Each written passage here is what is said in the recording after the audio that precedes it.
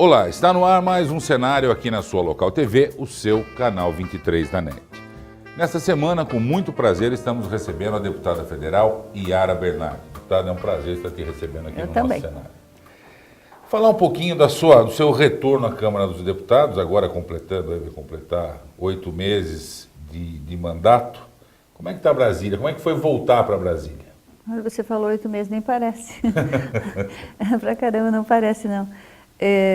Eu decidi nesse retorno que eu teria que ter um mandato, ele é mais curto, é de 2 anos, até uma atuação diferenciada. Então eu estou trabalhando em questões muito práticas. Por exemplo, as políticas federais, eu quero ser a representante do governo da presidenta Dilma aqui na nossa região. E tem muitas ações que dependem inclusive do trabalho parlamentar para que elas aconteçam aqui na cidade de Sorocaba. No Ministério da Educação existe uma expansão do ensino técnico, tecnológico. Então nós estamos trabalhando junto com a Prefeitura de parceria para trazer para cá um Instituto Federal. Educação, Instituto Federal de Educação Tecnológica, que vai desde a formação de trabalhadores, o médio, nível médio e superior nessa área. Acho que a região precisa muito. Um centro de diagnóstico do câncer de mama. É uma cobrança muito grande que as mulheres fazem, eu passei por esse tratamento o ano passado, e que todas as mulheres na Rede SUS têm um tratamento também competente, digno, e nós já tivemos inclusive autorização do Ministério da Saúde para que esse centro de diagnóstico exista em Sorocaba. Nós vamos fazer em parceria com o GEPASSE, já estamos em tratativas. Então são ações práticas que a gente quer viabilizar para trazer as políticas federais para a cidade. Sorocaba, como a sede da região, às vezes ela não tem as suas necessidades, mas não são tão grandes quanto das cidades menores da região. Eu tenho visto que você tem andado uma barbaridade, até por ser realmente a deputada federal da região. Verdade. O que as pessoas dizem é que Brasília tem dinheiro, os ministérios têm dinheiro, só que as prefeituras, o problema é projeto. E continua acontecendo isso? É até uma questão cultural. Os prefeitos ainda chegam em Brasília, vão nos ministérios, eles fazem um ofício que eles precisam de um recurso para infraestrutura, não sei o quê, para asfaltamento das ruas de um bairro tal. Hoje, todos os programas federais, eles fazem parte de políticas nacionais. O prefeito quer um aterro sanitário, então ele tem que ter uma política municipal para os resíduos sólidos, que inclui educação nas escolas, educação para reciclagem, formação de cooperativas, e um projeto para a cidade. E prefeituras pequenas têm muita dificuldade de fazer esse projeto. Muitas vezes elas não têm nem a cultura de fazer isso, nem o técnico. E muitas vezes caem no conto dos projetos prontos que não são nem adaptados para as suas cidades. Na área da educação é tudo hoje por projeto que você entra online para preencher. Não é o Ministério da Educação que diz para o município o que ele tem que fazer. O município que apresenta as suas demandas ao MEC. Na área da saúde é a mesma coisa. E a cultura, muitas vezes, dos municípios, os prefeitos não sabem disso. Estão se adaptando agora.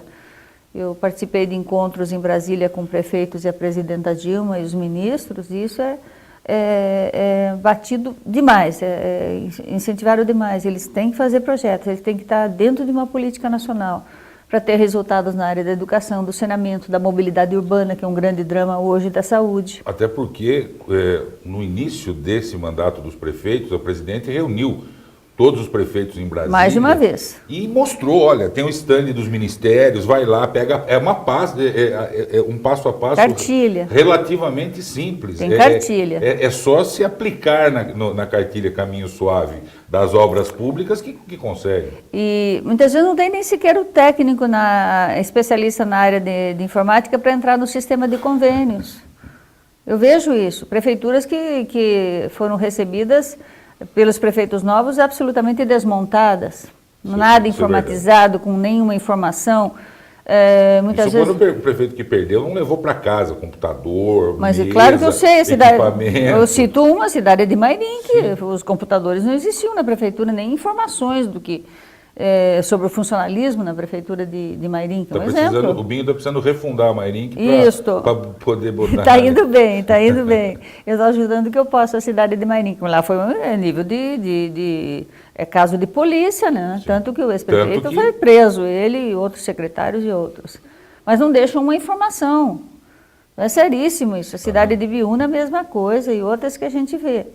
Agora, os prefeitos que estão se adaptando a esse novo sistema, eles têm que entender que eles fazem parte de programas e metas nacionais. Sim.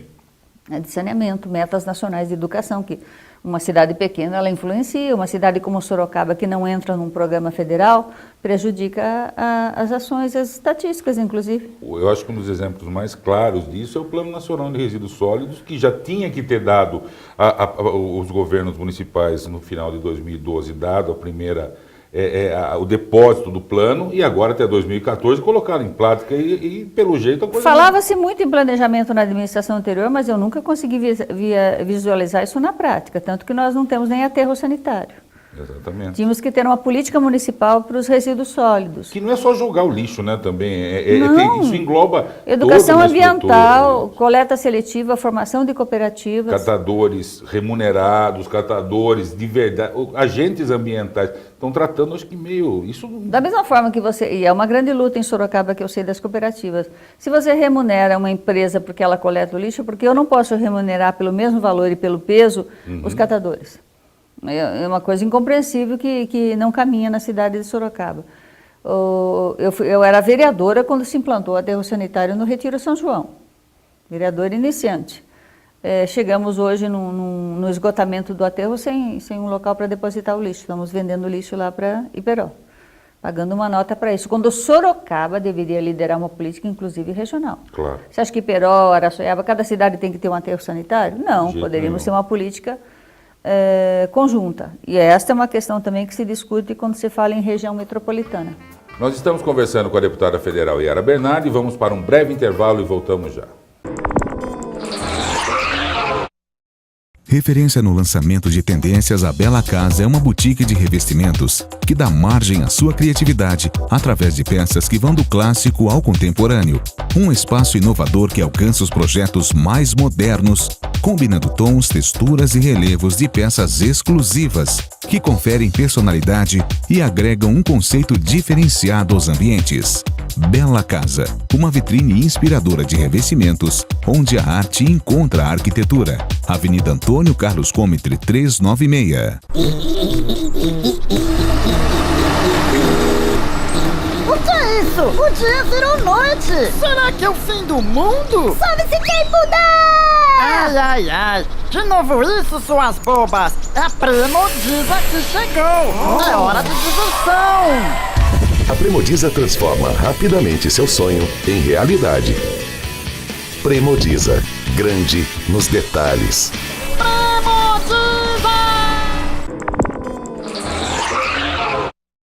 Estamos de volta com o cenário dessa semana, conversando com a deputada federal Yara Bernardi. A gente falava no bloco anterior essa coisa do planejamento, a gente ouviu bastante, e a questão é aliar esse planejamento com a prática. Porque tem coisas que não dá tempo para ficar planejando muito, tem que ser um pouco mais prático. Região metropolitana, por exemplo, que está na iminência de sair uma luta antiga, e a gente entende que é necessário também, as ações precisam ser mais rápidas, deputada? Elas significam planejamento regional. Sim. Políticas minimamente integradas. Sorocaba concentra uma série de serviços que a região demanda, como, por exemplo, o conjunto hospitalar. Uhum. E falando nessa questão da área da saúde, eu acho assim tão dramático, porque o nosso conjunto hospitalar passa por situação tão terríveis de falta de profissionais, de recursos. Quando a gente visita, aí você chega, parece que quer se colocar a conclusão que porque o serviço é público, então ele não é competente. Não é verdade. Uhum. Nós temos o Hospital do Câncer lá em Jaú, centrinho em Barretos. Nós temos o hospital que eu visitei recentemente, o Hospital da Unicamp em Campinas, o de São José do Rio Preto. São todos públicos, absolutamente eficientes, hospitais de ponta. Por que o nosso de Sorocaba tem que ser essa tragédia? E quando você fala em região metropolitana, se presume políticas que atendam todas as cidades da região, pela liderança da cidade maior, muitas vezes que tem que puxar determinadas políticas e colaborar com os municípios menores, que têm menos recursos, menos profissionais, um orçamento menor. E hoje a região, você tem andado bastante, eu rodei algumas prefeituras, a impressão que me dá é a seguinte: a situação econômica não é tão ruim, o orçamento é um orçamento bom, existe, é mais uma questão mesmo de se planejar e se conversar regionalmente. Conversei com a prefeita Mara em Araçoiaba, conversei em Boituva, conversei em Cerquilho, orçamentos interessantes. Agora falta essa conversa para ver a vocação de cada município e acontecer essa união entre todos. Essa cultura não existe, ela tem que ser criada com o debate da região metropolitana, de que serviços podem ser integrados. Eu vejo uma outra preocupação extremamente séria que tem a ver com Sorocaba, que é a questão do abastecimento. Nós tivemos recentemente aqui na JJ Lacerda, Mascarenhas Camelo, as tubulações explodiram, vazamento. Sorocaba não tem gestão e tecnologia nessa área, não sabe onde tem vazamento, não sabe onde as tubulações são antigas, não sabe, acho que nem onde passam. O SAI de Sorocaba não se modernizou. Não tem um acervo dessa... Não, e tudo isso deveria estar informatizado, porque se houver um estouro de encanamento na minha rua, se eu não avisar o SAI, você não fica sabendo. Claro. Não tem gestão e tecnologia nessa área, como não tem gestão e tecnologia no transporte. Agora que está se pensando nisso, se falando num plano de mobilidade urbana. Como eu fui candidata a prefeita o ano passado, eu debati muito esses temas municipais, fui vereadora. Depois candidata a prefeita a segunda vez. Então, os temas municipais, para mim, são muito concretos. E Sorocaba parece que fica atrás de outros municípios em determinadas ações concretas que você colocou. Nós somos muito atrasados na área da saúde. Nós temos a mesma estrutura de saúde que há 20 anos atrás. O número de leitos sequer aumentou na cidade. O serviço de atendimento de emergência na Santa Casa é caótico. Então, são heranças que essa administração recebeu, e é uma administração de continuidade do mesmo partido, que eu acho que teria que ter um impulso muito maior, principalmente gestão em tecnologia em determinadas áreas. Tem um plano de mobilidade urbana que a cidade está discutindo, a Câmara está discutindo, mas ninguém conhece de verdade. As linhas do BRT, BRT é um detalhe de um plano de mobilidade urbana, que inclui calçadas, bicicletas, tudo aquilo que diz a respeito à mobilidade e ao cidadão ter acesso à sua cidade. E eu não sei se é impressão minha. Isso demanda planejamento. No finalzinho do ano passado, quase a toque de caixa, quiseram também fazer uma alteração no plano diretor, botar de goela abaixo da Câmara para se aprovar isso, e em nenhum momento ninguém falou que precisava cruzar essa alteração do plano diretor com um plano de mobilidade urbana para ver se realmente o que eles estavam querendo mudar, e coisas que é bom a gente nem questionar algumas delas, que não cabe nenhum plano diretor para uma cidade daqui 20, 30 anos. E como é que faz isso? Eu vejo, por exemplo, que a cidade não pensou num cinturão verde. Acho que boa parcela da população não conhece que nós temos uma área agrícola e bastante produtiva. Na região de Ipatinga, na região do Itanguá, do Caguaçu. Produção... Na minha região da Caputera tem bastante gente. Na Caputera, justamente, produção rural grande, que essa discussão do plano diretor sequer foi feita com relação a isso. Nem estava tocando nesse assunto. Quando você discute mudanças no plano diretor, tudo a ver com o que você disse, com mobilidade urbana.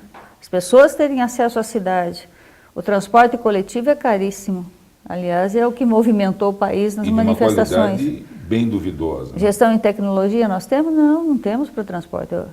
O modelo do transporte coletivo de Sorocaba, com pouquíssimas mudanças, é o da década de 90 ainda.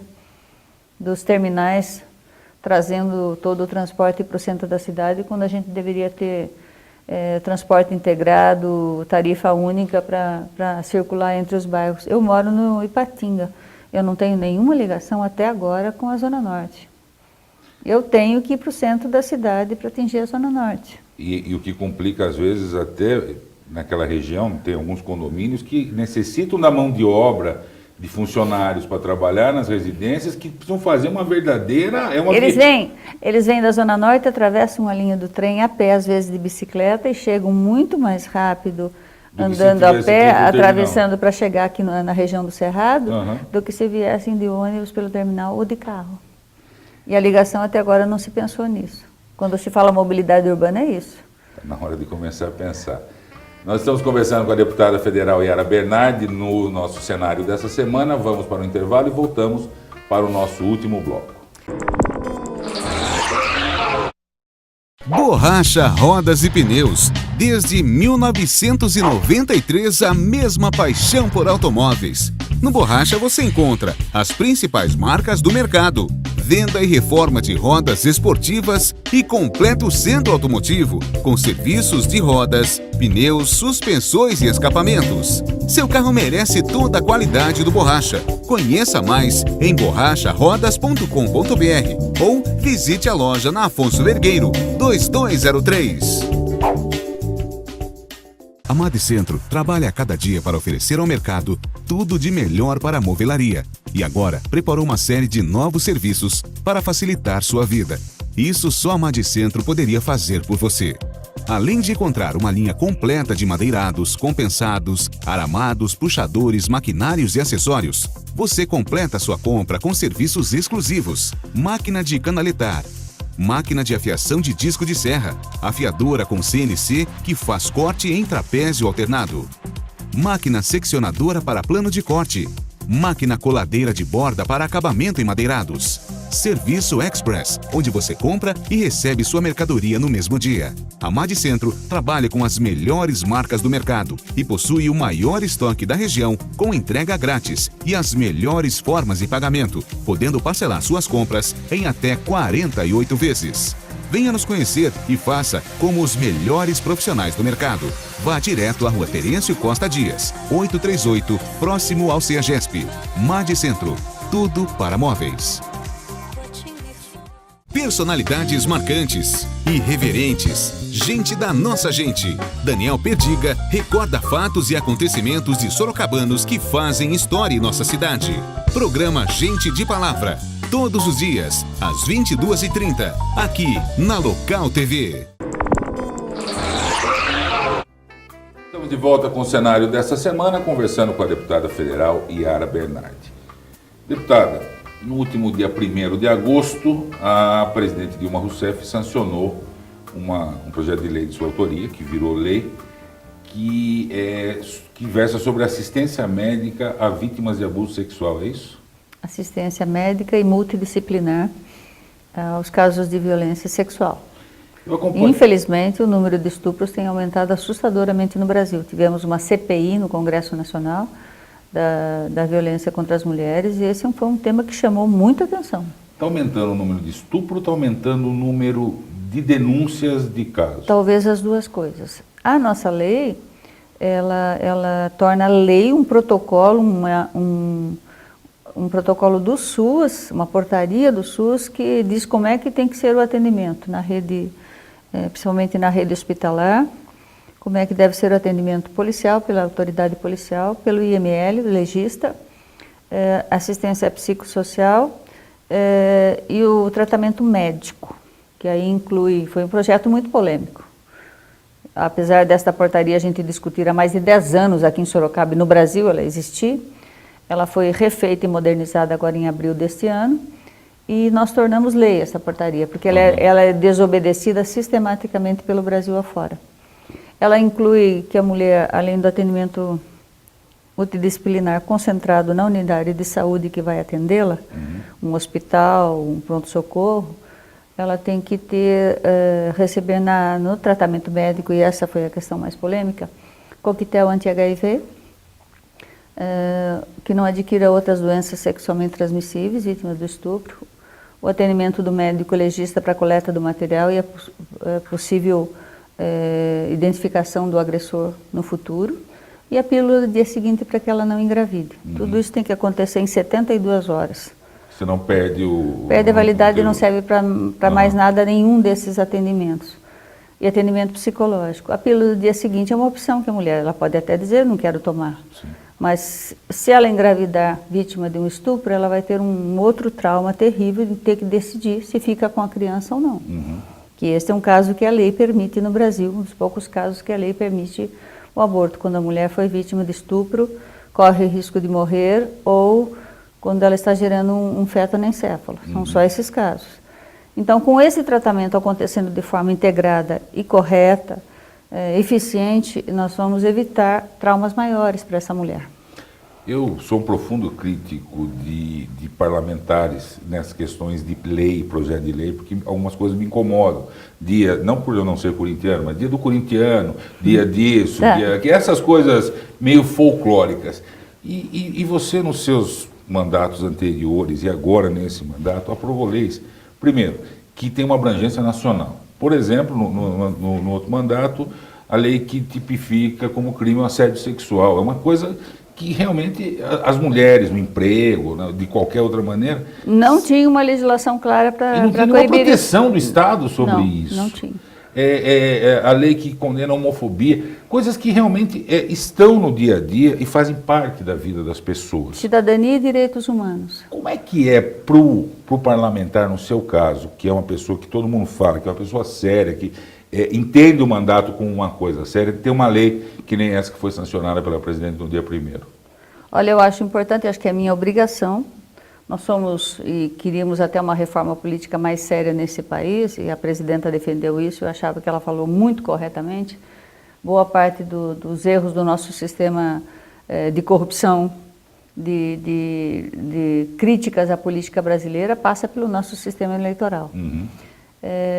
E a tarefa do parlamentar é representar segmentos. Nós temos só 45 mulheres no Congresso Nacional. Não dá 10%. Na Câmara, e acho que 8 senadoras hoje, 8, 10 senadores, não chega, acho que não chega a 8%. Uhum. E nós somos maioria na população, Sim. no número de eleitores. Então essa representatividade é completamente distorcida. E eu me senti, desde que eu era vereadora, uma das primeiras vereadoras, eu e a vereadora Diva, que fomos as primeiras eleitas, que tomamos posse, que eu tinha a obrigação de representar as mulheres sorocabanas na minha Câmara de Vereadores ou no Congresso Nacional, as mulheres do país. E tem muita lei que o preconceito, o machismo, um Congresso de maioria masculina nem se importa. Sim. Que é a nossa tarefa. Se as mulheres, a bancada feminina não trabalhar por determinadas coisas, ninguém vai trabalhar. Então essas leis, essa que trata do atendimento multidisciplinar às vítimas de violência sexual, a questão da homofobia, do assédio sexual, são temas que sensibilizam as mulheres brasileiras e que alguém tem que fazer. Quando eu era vereadora aqui, nós criamos a Casa Abrigo, por lei municipal, para as mulheres vítimas de violência, que hoje é administrado pelo Sim Mulher. Uhum. Foi uma lei da minha autoria. Não sei se algum vereador pensaria no assunto. Eu sempre achei que era tarefa minha representar as mulheres, tanto aqui no Parlamento Municipal quanto no Congresso.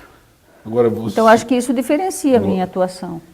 Até porque você está lá fazendo leis dessa importância e em contrapartida tem um projeto da cura gay. Como é que é o contraditório nessa hora, no plenário? Eu me espantei quem nos acompanha aqui, quando eu voltei agora para a Câmara, como o Congresso estava extremamente conservador e retrógrado de determinadas ações, muito diferente de quando eu deixei em 2006. A impressão que me dá... Retrocedeu. Até porque eu trabalhei naquela casa, é que antes tinham determinados parlamentares com essa mentalidade. Hoje os grupos estão se fechando e estão se formando blocos a coisa está realmente parece estar piorando. Blocos, inclusive, com identificação religiosa, que não respeitam um partido, que não respeitam um programa.